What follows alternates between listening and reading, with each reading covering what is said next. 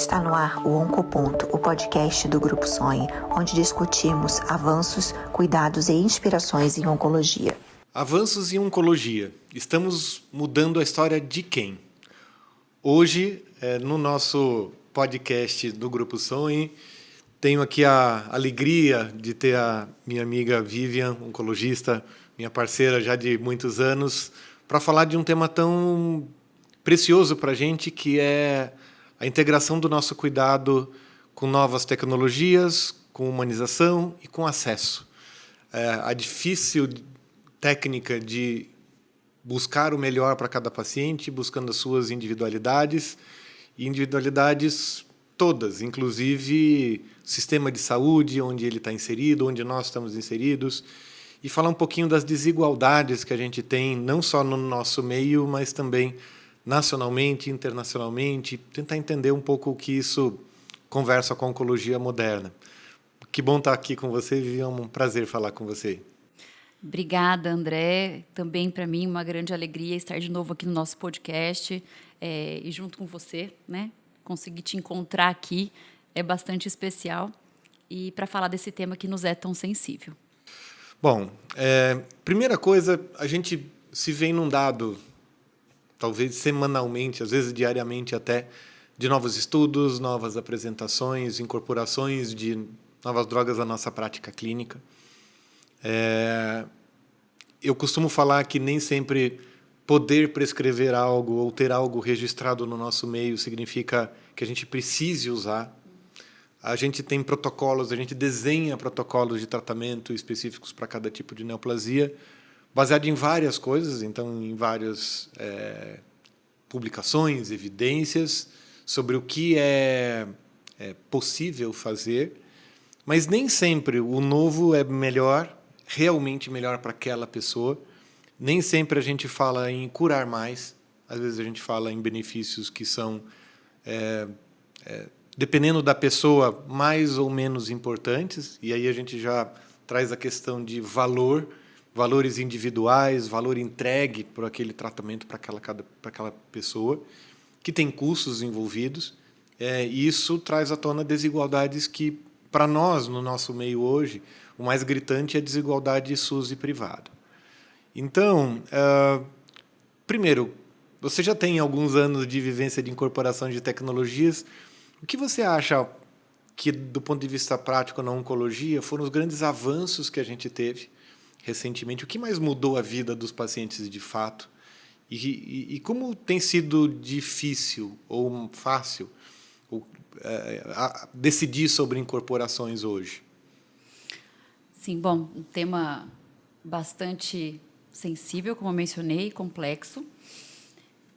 Bom, André, eu vejo que os avanços que a gente tem em tecnologia em saúde e nessa nossa área, né, que é a oncologia, eles são inegáveis, eles vêm a passos largos. Quando a gente pensa aí na última década, você me perguntou quais incorporações, a minha cabeça foi fazendo uma lista enorme, felizmente foi fazendo uma lista aqui de incorporações que trouxeram mais cura ou que trouxeram significativamente mais tempo de vida e com mais qualidade, que trouxeram rastreamentos mais efetivos. Então, você me propôs, talvez, elencar aqui, e várias coisas me vieram à mente. Mas, na sua fala, você também menciona a desigualdade. E o que eu vejo, nós, particularmente, trabalhamos no contexto Brasil, SUS e privado, né? E, embora sejam inegáveis os avanços que têm trazido redução de mortalidade de câncer ou maior tempo de vida, maior qualidade de vida, como eu mencionei, é inegável que isso não chega para todos. O acesso ele é desigual desde muito lá de trás, né? Ele é desigual no momento de conseguir fazer o diagnóstico de forma mais precoce. Então, sobre isso, a gente tem dados. Claro, eu trabalho com tumores femininos, né? Eu sou dedicada a tumores femininos e, em boa parte do tempo, ao câncer de mama. Então, a maioria dos dados que eu acabo trazendo são sobre essa doença. Então, a gente pega dados que nós mesmos, brasileiros, produzimos, e a gente vê que existe uma diferença imensa no diagnóstico do câncer de mama em estadio mais avançado e precoce quando a gente compara o SUS e privado. Então, diagnóstico no estádio 3 e 4 do câncer de mama é absolutamente mais comum no SUS do que no setor privado. Então, aí a gente já fala de uma desigualdade que é lá no momento do diagnóstico. Talvez isso tenha relação, são vários fatores, né, que a gente vai pensar, então, desde acesso à mamografia, à ultrassom, ou mesmo a controle dos fatores de risco relacionados à doença, talvez, e aí a gente vai pensar em doenças que acabam sendo de um subtipo pior ou com uma progressão pior por conta dessa disparidade. E se a gente for pensar na trajetória inteira da paciente, a gente vai lá para outra ponta, que vai ser a desigualdade do acesso a tratamentos, que nós consideramos tecnologia em saúde, né? Acho que é bom mencionar, porque nem sempre isso é tão claro para os pacientes. Então, a gente tem desigualdades entre o sistema SUS e o privado, mesmo dentro dos nossos pacientes do setor privado, a gente sabe que acesso também é um tema sensível. Então, eu vejo a ciência caminhando muito, as inovações trazendo grandes ganhos, vejo que boa parte desses ganhos vão chegando, mas, com certeza, o acesso é desigual, não só no contexto Brasil SUS privado, mas no contexto global. Se a gente for pensar no globo todo, esse acesso também é muito desigual. Pensando ainda no Brasil, aí volto até a pergunta, pode até especificamente em câncer de mama, se a gente for falar. O que mudou na vida das pacientes nos últimos 10, 15 anos? De possibilidade de se fazer. E eu faço essa provocação porque eu penso que dentro da realidade SUS hoje, a PAC como fonte de financiamento e tudo, a gente andou muito pouco no SUS como tratamento do câncer de mama. E a gente fala muitas vezes de pacientes com câncer avançado. Então, o que mudou, de fato, na vida das pacientes que podem ter acesso? E fazendo uma reflexão paralela ao que eu vejo, que assim, pacientes do SUS que têm um diagnóstico, têm a sorte de ter um diagnóstico precoce, talvez elas tenham um prognóstico igual a quem não tem, a quem tem convênio, a quem está no sistema privado. Sim. Estágio 1 e 2, talvez o prognóstico seja muito parecido. Expectativa de cura, risco de morte pela doença, tudo pode mudar, mas não muito. O que muda muito é em estágio 3 e 4, principalmente, onde os medicamentos são muito diferentes entre si. E, infelizmente, a proporção é o contrário, né? No SUS, a gente vê muito mais pacientes com estágio avançado e quem tem acesso a planos de saúde acaba tendo muito mais diagnósticos precoces. Então, a gente vê uma perversidade dos dois lados. É ruim para tudo. É ruim para fazer o diagnóstico e é ruim para o tratamento da doença quando ela é diagnosticada. Mas aí, faça essa reflexão, assim, o que a gente conseguiu trazer de grande benefício e que a gente poderia, de alguma forma, tentar oferecer como prioridade, né, dentro de pensamento de um sistema público mais justo. Excelente. Bom, você menciona para eu pensar em uma década, e é interessante porque eu tenho uma jornada de um pouco mais de uma década dentro do serviço SUS, tratando especificamente câncer de mama. Então, quando eu lembro de como a gente tratava, por exemplo, as pacientes HER2 positivo, né, que são um subtipo de doença mais agressivo, um pouco mais raro, não tão raro na nossa população, né, nas latinas a gente chega a quase 30% em algumas séries da literatura. Quando a gente pensa nesse subtipo de doença, a gente vê que a incorporação de anticorpos monoclonais trouxe um ganho que é extremamente significativo no contexto da doença metastática. Então, certamente, essa incorporação na última década é um grande marco a ser lembrado. E aí é uma história que, quando a gente vai pensar, né, como essa incorporação foi feita, qual foi o tempo em que a gente teve de atraso, quantas vidas foram perdidas, quantos anos de vida foram perdidos de mulheres brasileiras pelo atraso que a gente teve nessa incorporação, desde a publicação de que esses eram fármacos essenciais para essas mulheres. Então, se a gente for fazer uma reflexão sobre esses anticorpos que mudam muito o cenário de doença dessas pacientes, a gente pode levar isso para outras doenças, outros tipos de incorporação que trazem grande impacto. Qual o tempo que a gente teve? Quantos anos de vida perdidos? Quantas vidas perdidas de mulheres, desde a publicação do dado até a incorporação no privado, no setor privado e depois no SUS? Foram vários anos de diferença. Agora não vou me lembrar, talvez você se lembre. Foram... com certeza é mais de 10 anos de diferença. Foram muitos anos de diferença. E como foi, né, essa incorporação? Nós fizemos parte de todo esse processo. Se a gente teve negativas, teve interpretações de que supostamente não funcionaria, que a evidência era fraca. Foram vários discursos negativos de gestores que simplesmente queriam brecar a incorporação por restrição orçamentária, mas sem dizer que era por restrição orçamentária. Então, exatamente, existia uma falsa interpretação crítica, né? Aliás, é interessante a gente falar sobre esse cenário em que nós dois vivemos, inclusive, juntos, porque fizemos parecer técnico sobre a incorporação dessa tecnologia, que é absolutamente algo que muda a vida das pacientes.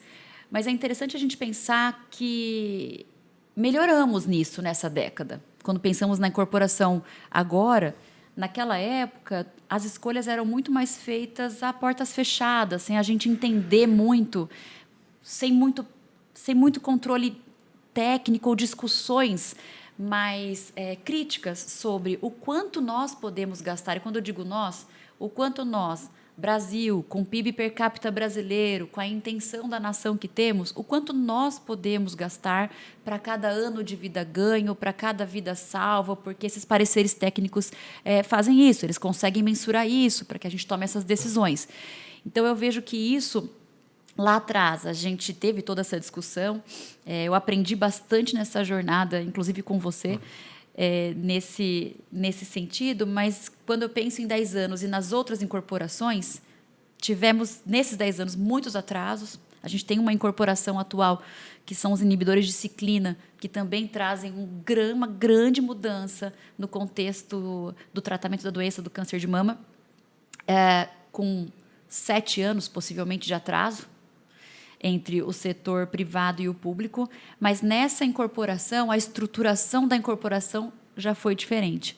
E muito disso eu vejo, André, de um trabalho, inclusive, seu, de fomentar em cada um a sementinha de faz parte do nosso trabalho como médico lidar com isso. Não dá apenas para a gente reclamar ou gravar um podcast de que a gente tem uma dificuldade de acesso, de que a gente tem disparidade, e não sermos nós também que vamos fazer as coisas acontecerem diferente. Então, quando eu penso no cenário mais atual, acho que os atrasos eles ainda acontecem, mas certamente, neste momento, junto com uma atitude Sociedade Brasileira de Oncologia Clínica mais ativa nas incorporações, contribuindo com pareceres técnicos, acho que estamos mais estruturados do que antes. Acho que, assim, sendo bem crítico, né, eu acho que a gente ganhou nos últimos anos realmente em transparência. Então, reuniões de Conitec, que é a agência que avalia a incorporação no SUS, da CoSaúde, que é vinculada à ANS, hoje as reuniões são abertas, são transmitidas, as pessoas podem assistir. Antes era fechado, então as barbaridades que a gente ouvia eram a portas fechadas e a gente tinha até um compromisso e assinava um termo de confidencialidade, que o que era falado naquela reunião não poderia ser transmitido depois. E hoje a gente tem um acesso, por lei de transparência, de acesso à informação, a gente acaba sendo obrigado a falar do que acontece nesse tipo de reunião de tomada de decisão. Acho que esse é um grande avanço da sociedade como um todo.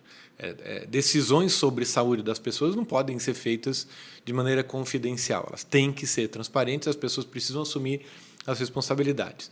E nessa questão de assumir responsabilidade, essa é uma briga que eu tenho há muitos anos mesmo, de nós médicos assumirmos a responsabilidade pela disponibilidade ou não, por buscar, por lutar pelos pacientes. E, por outro lado, essa responsabilidade traz uma necessidade de visão crítica ainda maior. A gente deixa de ser só um médico prescritor que está no seu consultório e avalia individualmente aquela pessoa que está na nossa frente, que está buscando ajuda, para a gente entender que a gente faz parte de um sistema de saúde, que a gente precisa, de alguma forma, entender os benefícios. E aí já vem uma provocação um pouco mais forte. A gente falou de anticorpos monoclonais, anti-HER2, que foi o principal. A gente falou sobre inibidor de ciclina, novos medicamentos entrando. Mas a gente vê em oncologia, às vezes, um fascínio pelo novo mesmo. E nessa semana eu atendi um paciente no consultório que me chocou um pouco assim a reflexão e eventualmente como até a gente já fez mal.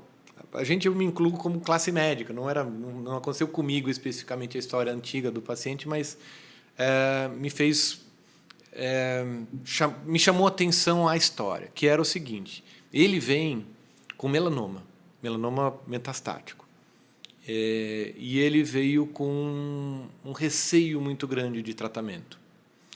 Isso por quê? Porque ele é um senhor já idoso, mas em ótimo estado geral, e viúvo de uma mulher que teve um câncer de mama na década de 90. E ele falou, olha, na década de 90, minha esposa teve câncer de mama, fez quimioterapia, teve doença metastática, sofreu muito. E numa determinada época, eu importei um medicamento, que era o paclitaxel. E não tinha disponível no Brasil, era importado, não tinha. Ele falou, olha, me falaram que o que poderia salvar a minha esposa era a quimioterapia. Eu importei. Em dinheiros de hoje, talvez tenha custado mais de R$1 milhão. Ele praticamente perdeu todo o patrimônio da família, que depois, ao longo dos anos, nos anos 2000 para cá, foi reconstruído com a ajuda dos filhos. E ele falou assim, olha, e ela foi tratada por 3 anos, mais ou menos. Ela ficou com neuropatia, e ela sofreu muito. E ele falou assim, não adiantou nada. E aí eu pensei, puxa vida, talvez a expectativa para ele tenha sido passada errada. Obviamente, o controle de efeitos colaterais, talvez os primeiros pacientes que receberam quimioterapia de forma mais intensa, prolongada, talvez tenha tido alguma falta de cuidado de controle de toxicidades para melhorar a qualidade de vida, mas, às vezes, as incorporações ou a forma com que se vende a ilusão de que essa é um medicamento que pode salvar a sua esposa. Qual é o marido que não faz essa escolha de gastar o patrimônio que tem para salvar a esposa? Mas não é salvar. Então, a gente, às vezes, tem escolhas sobre aumento de expectativa de vida, controle de doença, que a gente precisa ser honesto e transparente com quem está do outro lado para que ele entenda de maneira carinhosa, sensível, com método adequado para comunicar as notícias e os potenciais benefícios de cada tratamento, mas principalmente para não ter essa impressão triste de depois assim, depois não adiantou nada. Depois assim, puxa vida, né? Tipo, não, ele podia ter tido uma história muito diferente dependendo das expectativas que tivessem eventualmente sido transmitidas para ele na época. Então, eu fiz essa história real que aconteceu agora comigo, e aí eu expliquei para ele sobre a doença, sobre as opções de tratamento. O melanoma mudou muito nos últimos anos, mas, ao mesmo tempo, a gente tem que ter alguma capacidade de dizer o que é valor, o que importa, o que é ser bem-sucedido no tratamento, né? E, de novo, como é que você traz para a realidade atual, diz assim, olha, não quero correr o risco de celebrar a novidade, de dizer que temos um medicamento novo, ou celebrar que a gente incorpora rápido no Brasil, e esquecer um pouco dessa questão do valor individual, do que representa os tratamentos ou benefícios de fato para cada pessoa. André, aqui você tocou num ponto que, com certeza, é dos pontos que mais me encantam no consultório. E eu gosto muito de fazer consultório de oncologia clínica, você sabe disso. E esse tema, que é o tema de olhar para o valor individual de cada um, e de como a gente transmite a informação, é certamente hoje, no momento de carreira que eu estou, um dos pontos que mais me encantam no consultório. Inclusive, como eu trabalho com ensino também dentro da universidade é um dos pontos em que eu tenho hoje maior atenção, inclusive com disponibilidade do meu tempo na formação de novos médicos, pelo tanto que eu acredito no sentido que isso faz. Então, pegando pelo caso que você menciona, é um caso muito rico para a gente debater esse ponto, né? Mas, veja, ele entendeu que não valeu nada. Então, aos olhos de quem a gente tem... O tratamento ele tem que valer aos olhos de quem, né? Nos valores de quem? É de quem está ali na nossa frente, o doente. E, muitas vezes, nós fazemos propostas que nos parecem boas aos nossos olhos. E somos absolutamente diferentes uns dos outros. Então, talvez algumas pacientes minhas me escutem, vão se lembrar disso. Tem algo que eu faço com 100% das minhas pacientes, que é, olhando nos olhos das pacientes, eu digo que sempre trarei as informações com absoluta sinceridade. Eu acho que isso é uma forma de respeito, de tratar as pessoas. Sinceridade prudente, ou seja, não é trazer notícias que aquela pessoa não consiga ou não queira abarcar naquele momento. Tem notícias que vão sendo abarcadas com o tempo, e que eu sempre vou buscar o melhor para ela. Só que buscar o melhor para ela me traz a necessidade de entender os desejos, os valores individuais dessa paciente. Porque buscar o melhor para ela tem que passar por isso. Então, no olhar desse paciente, provavelmente pela forma como foi conduzido, ele entendeu que não valeu em nada. Não sei se para a esposa dele, que faleceu, a interpretação foi a mesma. Mas, certamente, houve um problema de comunicação por conta da expectativa com relação a um câncer de mama metastático tratado com paclitaxel. Estou inferindo na década de 90 como isso era. Ele não conseguiu, né, ter a informação transmitida para ele de forma que ele conseguisse compreender o que seria sucesso do tratamento. Porque, provavelmente, o que seria o sucesso aos olhos dele? A senhora dele está viva hoje do lado dele, né? Vivendo a velhice junto com ele. Sim. E é claro que ninguém está aqui para tirar essa esperança, nem dele, nem de ninguém. Mas o fato dele interpretar que nada deu certo me deixa triste. Sim. Me deixa triste, porque, né, foram os anos de vida vividos ali e que na interpretação dele não funcionou bem. Talvez por essa expectativa que eu estou dizendo, né, que era a esperança, talvez, dele, talvez não fosse nem a expectativa. Eu costumo dizer também principalmente hoje para os residentes que eu oriento, muitas vezes acreditam que as pessoas estão com expectativas desalinhadas quando a gente vai transmitir informação. Às vezes a pessoa dá o que ela tem, ela não consegue, naquele momento, abarcar aquela notícia que é difícil. Então, ela vai ficar ali no polo da esperança um pouco, a gente vai conseguindo checar se a informação está mesmo chegando. Mas é nesse contexto que eu acho que é tão bonito que a gente faz, transmitir a informação. Sim, e a gente busca nos estudos clínicos para dizer o que é certo e o que é errado dentro dos protocolos, o que causa, geralmente, o que dá maior expectativa de vida, então, melhora de sobrevida global. Viver mais, então, geralmente é um número meio mágico, né, de tentar alcançar com os novos tratamentos. E até a avaliação de qualidade de vida, que eu acho que o grande ponto desse meu paciente que eu citei foi realmente a qualidade de vida ruim da paciente ao longo desse tempo vivido, e o medo que ele tinha expresso quando ele veio doente é justamente: eu não quero passar o que a minha esposa passou. Então, eu quero assim, sinceridade, eu quero saber se posso curar, se eu posso... Não, se eu vou passar por todo... Eu não quero passar por toxicidades que eu vivi. Então, acho que assim... E aí, logicamente, né, a conversa individualizada acabou seguindo bem até. Mas eu também fico triste por um histórico ruim, mas me faz pensar sobre o que a gente mede hoje, né, a forma de medir sucesso. Que pode não representar um real valor para cada um. Para finalizar, a gente estava conversando um pouquinho antes ainda sobre desigualdades, sobre estudos sobre desigualdades. E aí eu volto até para o que a gente começou a falar bem no início, sobre diagnósticos precoces, mais frequentes, menos frequentes, o acesso a tecnologias. Explica um pouquinho sobre as evidências novas que foram publicadas a respeito de desigualdades no mundo como um todo. Bom, a sua visão, né, individual. Sobre esse tema, André, tem um paper que foi publicado muito recentemente numa revista de muito prestígio, que é a Lancet Oncology. E é, assim, um paper... a palavra que eu usaria é alarmante. Absolutamente alarmante. Ele traz dados muito difíceis da gente internalizar. Eles são dados que, obviamente, nos desagradam, porque falam de disparidades muito importantes. Mas, assim, vou percorrer um pouco os dados, porque eu acho que eles são muito interessantes, mas lembrando que o cenário que ele coloca não é destino.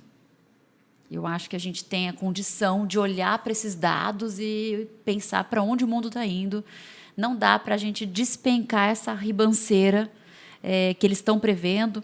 Nesse paper, ele vai falar, então, sobre o cenário do câncer de mama no mundo. Ele faz um raio-x sobre dados epidemiológicos, principalmente, de câncer de mama no mundo. E aí ele divide... Vou falar do coração mesmo do estudo, dos dois dados que chamam mais atenção. Apesar da discussão crítica desse estudo poderia ser bastante longa, mas vamos falar do coração dele. Ele divide, então, as nações, o raio-x aí do globo, entre as nações que são as ricas e as nações que são as nações, os países pobres. Né? Então, a gente inclui a África subsaariana, várias nações que são incluídas como os países pobres, versus o cenário dos países que são hoje mais bem favorecidos. E aí, quando a gente olha para os dados de câncer de mama, a gente vê que a mortalidade por câncer de mama está caindo lindamente numa parte do globo. Então, a gente tem 30% menos de câncer de mama hoje. E aí a gente fica contente como comunidade científica, porque, veja, temos... De morte, né? De morte. De morte por câncer de mama. De morte. Sim. Bem pontuado. Então, assim, você olha, temos melhores mamógrafos? Temos, então, melhor acesso, talvez, a programas de rastreio, a população que vai fazer o rastreio, temos cirurgias rápidas, temos boas adjuvâncias, temos incorporação de diversas drogas no cenário metastático, que tem câncer de mama hoje, que é metastático, e estamos admitindo estarmos curando uma parcela de pacientes, que antes não curávamos. Tem pacientes... Então, assim, reduziu a mortalidade em 30%, um número maravilhoso. Quando a gente olha para o cenário dos países menos favorecidos no globo, a mortalidade aumentou significativamente. Então, de um lado, tem mulheres deixando de morrer por câncer de mama, basicamente pelo lugar onde elas moram. E quando a gente vai pensar no câncer de mama ainda, veja, se eu estivesse falando de um câncer como câncer de pâncreas, seria até diferente essa avaliação. Mas quando eu penso no câncer de mama, a biologia do tumor importa muito. Né? Então, se o tumor é triplo negativo, que é muito agressivo, ou se ele é um tumor hormonal mais bonzinho, então, importa mais onde essa mulher mora, qual é o CEP dela, do que a biologia do tumor, se é mais agressivo ou não, para ela morrer menos ou ela morrer mais. E isso é muito difícil da gente internalizar. Né?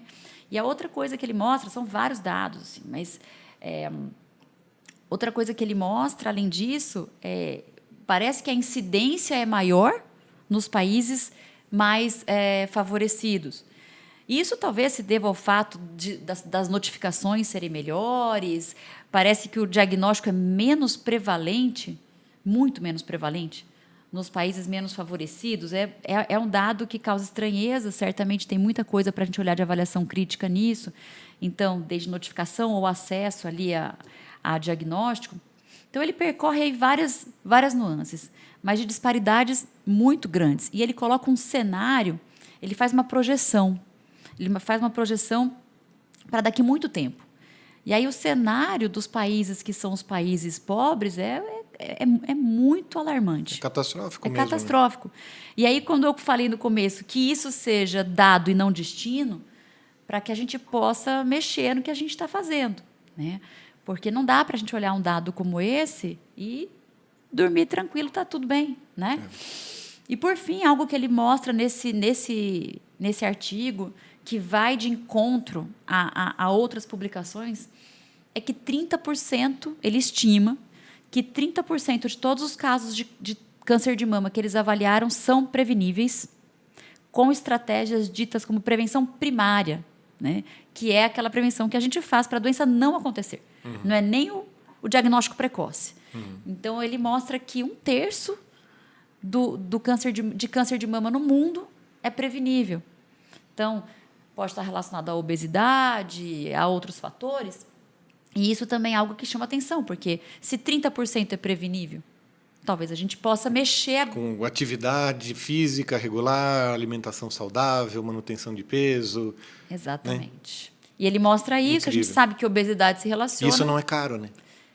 Isso não é caro, mas o quanto isso é difícil... Quando a gente pega os dados da OMS sobre obesidade no mundo inteiro, por exemplo, também Sim, é alarmante. Exatamente. Então, são esses dados que realmente não seja nosso destino.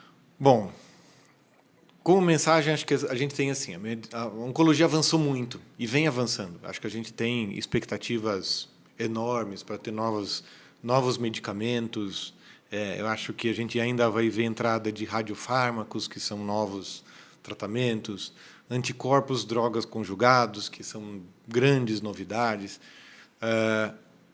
E, de novo, a gente precisa trabalhar muito no acesso responsável, então não é a qualquer custo, e na compreensão do real benefício para as pessoas. O que é, né? O que é ser bom? O que é um tratamento que resolve, entre aspas, aquele problema? Resolver é curar. Bom, mas às vezes a gente pode manter a doença sob controle, desde que com qualidade de vida por bastante tempo. Então, o benefício concreto individual é muito variável e cabe a nós, médicos, ter a sensibilidade de interpretar aquele benefício do estudo clínico e aplicar em cada pessoa, no olho, entendendo o que ela precisa, o que faz sentido para ela e, de novo, dentro do ambiente do sistema de saúde, que pode ser variável, pode ter diferentes até orçamentos, diferentes capacidades de pagamento, e esse é um outro grande problema. Mas, conversando até com pacientes a respeito disso, eu tive recentemente num evento do Oncoguia, no Fórum Oncoguia, que uma paciente me criticou, falou assim: a sua fala é boa de buscar responsabilidade, mas eu me senti pressionada como paciente, porque eu não sei o que é Conitec, eu não sei o que é avaliação econômica. Eu falei: não, mas não é esse o ponto. A minha crítica é que muitos pacientes, às vezes, não sabem nem se a sua doença é curável ou não. Muitas vezes é falha do médico em saber comunicar isso. Então, ele não sabe, às vezes, o nome do remédio que está usando, não sabe o que esperar daquele tratamento, qual que é o que aconteceria, quais são as opções de tratamento diferentes. E isso, talvez, a gente precisa também ter o paciente do nosso lado compreendendo cada vez mais isso. De novo, com sensibilidade, com respeito à capacidade de compreensão, entendimento, momento de vida, momento emocional. Mas eu acho que a gente precisa gastar tempo, né, para isso. E queria que você trouxesse as últimas palavras para finalizar, pensando nessa questão de transformação de dados em transformação em benefício concreto, real, para cada pessoa. Bom, difícil últimas palavras sucintas sobre o tema, mas eu vejo, André, você menciona quando a paciente diz eu não consigo opinar a contento sobre isso. Muitas vezes, quando a gente vai entender o porquê isso acontece, no meu entendimento, por duas principais questões. Uma é que muitos de nós, muitos médicos, se sentem desconfortáveis em transmitir uma notícia difícil. Então, aquela notícia ela fica meio velada. Então, uma pessoa não entender se o tratamento que está fazendo tem proposta de cura ou não, ou se nós não sabemos disso, porque às vezes nós não sabemos. Hoje, às vezes a resposta é nós não sabemos. A possibilidade maior é essa, como doença crônica, já existe uma corrente falando em cura, então, enfim, mas alguém não saber, essa pessoa não está no controle provavelmente ela deseja estar no controle de muitas coisas na vida. A gente gosta muito de estar no controle das coisas da nossa vida, embora a gente não esteja no controle de uma boa parte delas. Mas ela não está no controle do que é fundamental, que ela conseguir opinar diante dos valores dela sobre o tratamento que ela está fazendo. Porque alguém que não está entendendo se está num contexto de cura ou não, e que não entende as possibilidades, está sendo cerceada de algo fundamental. E aí, boa parte disso vem dessa questão, que é o desconforto de transmitir a notícia difícil. E uma parte desse desconforto é até por um valor humanitário que, felizmente, está presente em muitos de nós. A gente quer que as pessoas estejam bem, a gente não quer que aquela outra pessoa sofra. Mas aí o que eu sempre coloco, e eu penso, e tenho muito isso aqui para mim, é que o sofrimento daquela outra pessoa, com aquela notícia, é inevitável, mas que o sofrimento ele só é absurdo quando ele não é amparado. E quem é o amparo? Boa parte desse amparo somos nós. É o familiar que está junto. Mas vai existir o sofrimento, mas esse sofrimento vai estar amparado, esse sofrimento não vai estar sozinho. Então, quando a gente coloca isso dentro de nós, que somos comunicadores dessa notícia, a gente tem uma maior chance de conseguir comunicar aquilo que está dando desconforto de comunicar. O outro ponto é a dificuldade de transmitir o dado científico de uma forma palatável, de uma forma que se traduz ali de uma maneira que aquela outra pessoa consiga opinar. Então, a gente tem que dar ferramenta com embasamento técnico, transmitir a informação de uma forma que a pessoa consiga opinar. E, por fim, transmitir a informação de uma forma que não seja uma responsabilização, uma culpabilização, porque é isso que o paciente às vezes sente, por uma escolha, como uma transmissão de peso de decisão. Uhum. O peso da decisão médica é inerente à nossa jornada. Ele está conosco. Temos que conviver, faz parte, inclusive, do dilema médico. Ele está conosco. Mas o compartilhar não é empurrar para o lado de lá. Então, acho que são essas 3 questões que fazem com que as comunicações e com que as decisões compartilhadas que a gente tanto deseja, que os valores do outro sejam respeitados, que ele esteja dentro do melhor tratamento possível, não só aos olhos da ciência, aos olhos dele mesmo. Acho que é isso que pode às vezes, complicar esse tipo de transmissão.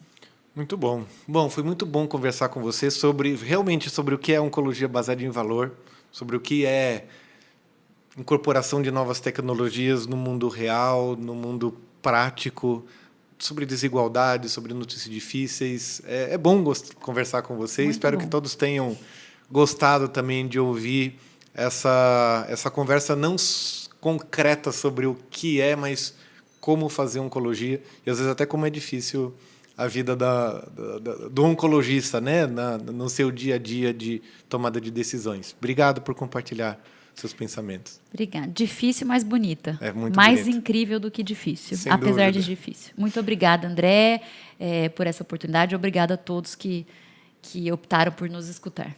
Um abraço. Está no ar o Oncoponto, o podcast do Grupo Sonhe, onde discutimos avanços, cuidados e inspirações em oncologia.